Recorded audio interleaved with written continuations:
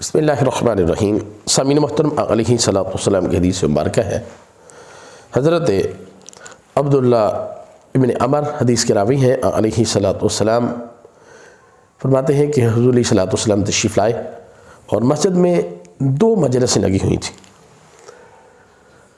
علیہ صلاۃ والسلام نے دونوں کو دیکھا تو فرمایا یہ دونوں خیر پر ہیں، بھلائی پر ہیں، مگر علیہ صلاۃ والسلام نے ارشاد فرمایا ایک مجلس دوسری سے بہتر ہے، لیکن یہ لوگ اللہ سے دعا کر رہے ہیں، اس کی طرف راغب ہیں، اگر چاہے انہیں دے، چاہے تو اللہ تبارک تعالیٰ انہیں نہ دے۔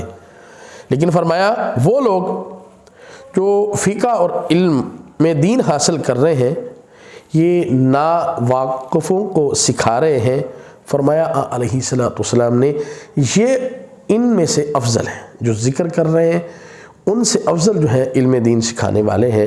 اور پھر حضور علیہ الصلوۃ والسلام نے ارشاد فرمایا اللہ تبارک تعالیٰ نے مجھے معلم بنا کے بھیجا ہے، اور حضور علیہ الصلوۃ والسلام جہاں علم دین سکھا رہے تھے، ساتھ ہی ان صحابہ کے پاس حضور علیہ الصلوۃ والسلام تشریف لے کر گئے۔ اللہ تعالیٰ ہمیں علم دین حاصل کرنے کی توفیق عطا فرمائے۔